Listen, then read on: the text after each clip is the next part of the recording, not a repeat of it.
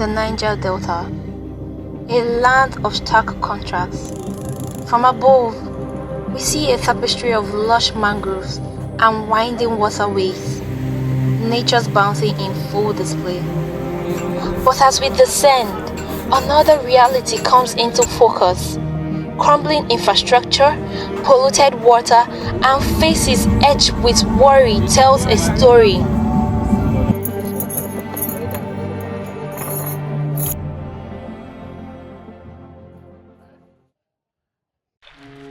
This is a tale of a generation caught between worlds, the children of the oil boom, now adrift in an era of broken promises. Meet Daniel, a fisherman's son, whose weathered hands speak of long days on troubled waters and mending canoes, yet whose eyes see spark with ambition.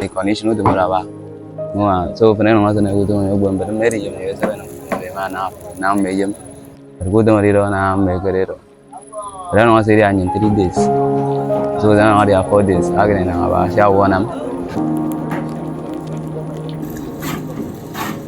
There's Iyake, a university graduate who Crib's degree seemed to mock him as he navigates the bustling streets of Uyo, searching for work that never materialized. I was growing up, being that I'm from a Niger Delta region, I always have this hope that after service I'll be able to secure a job since we have oil here, we are oil producing state. So I always have this. It was even one of the motivations that I had to go and study chemical engineering, because I was hoping that it would be easier, being that I'm from a region like this, it would be easier to get a job. And Eno, a grandmother, she struggles with a fish daily business to put food in the mouth of her children.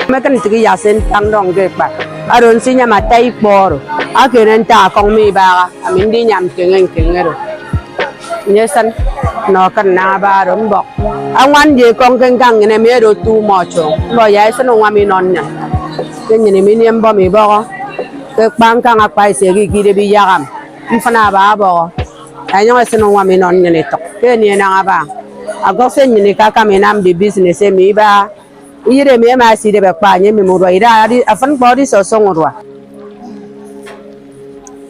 They are just 3 threads in a complex tapestry. The Niger Delta, for all its natural wealth, has become a place where dreams wither on the vine. Oil flows freely here, enriching distant shareholder and filling government coffers. Yet, for the young people who call this region home, that black gold might as well be flowing on another planet. The air is thick, not just with the acrid smell of gas flare, but with frustration. A quite red simmer beneath the surface, threatening to boil over. These young people were promised so much education, opportunity, a chance to build a better life than their parents knew. Instead, they find themselves adrift, their potentials untapped, and their future uncertain.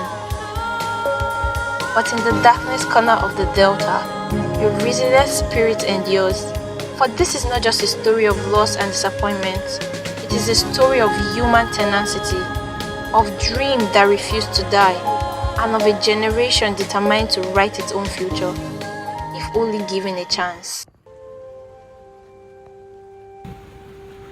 Dawn breaks over the Delta, and with it, a familiar dance begins.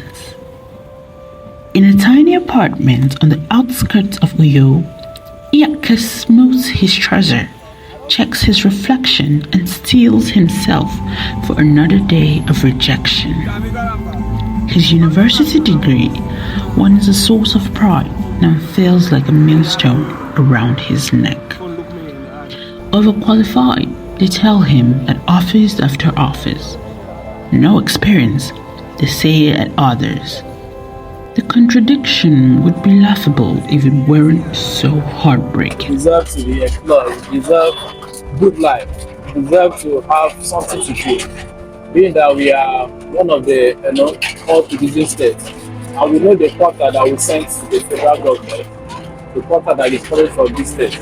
But I believe that government should be able to provide the basic needs for all the youth. All right, so as to have something to eat for ourselves.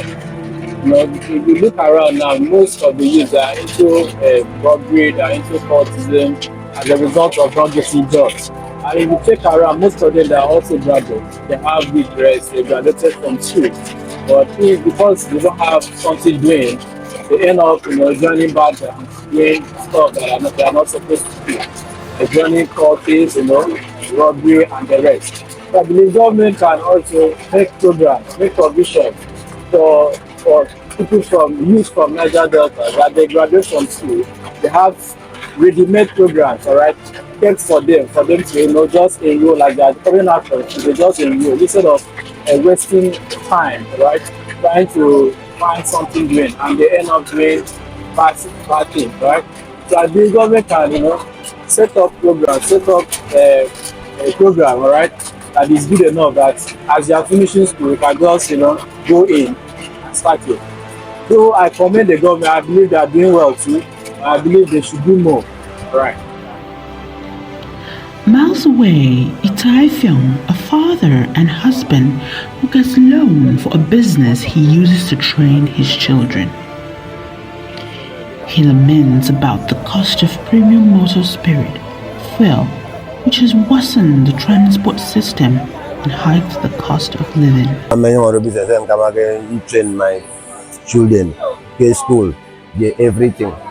And mudore minna mame, mudore minyong sigi bobo wo ko konsi bo ko rinke memen.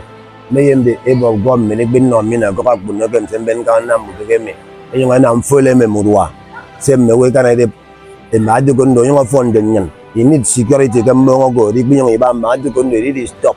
Ndi ba gam ben mo do na mo wana so that e kana na mo wana me ne de so me na mo wana me madu gondo. Mboy wa me murwa me mboy ko me dire mi ubum me. Ama yo wa dagar go meni do fa ubum se me mbe ben kawan sen ndok mo do ngana am business. The catch is meager these days, barely enough to sustain his family. He eyes the distant silhouettes of oil platforms on the horizon, feeling a mixture of anger and longing. Those towers represent both the source of his people's troubles and the tantalizing promise of a better life, if only he could find a way in. And in a makeshift daycare center, cobbled together by local women, Magdalene rocks a beautiful smile just to keep customers her way. Dark circles under her eyes betraying sleepless nights. She was top of her class once with dreams of becoming a doctor. Now she buys snails from Calabar down to Uran just to make her daily bread. I'm Magdalene Senka Rekwang Calabar side. Everyone make a risk, Kusonga and also accidents, everything. So that inside. She wonders if she'll ever step foot in a classroom again. These are the quiet struggles that play out the Delta every day. But as hope dwindles, darker currents begin to surface. In shadowy bar and on street corners, whispers of militants grow louder. Young men, their bodies coiled with frustrated energy, speak of taking by force what society has denied them. The lure of quick money through thefts, kidnapping, or sabotage becomes harder to resist when honest work seems like fool's errand. The youth of the Niger Delta stand at a crossroads. Behind them lies a history of exploitation and missed opportunities.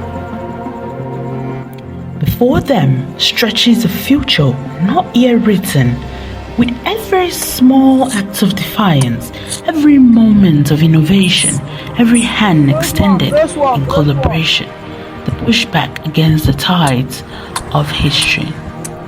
They are no longer lost in transition. They are finding their way, and in doing so, they are making just light the path for an entire nation.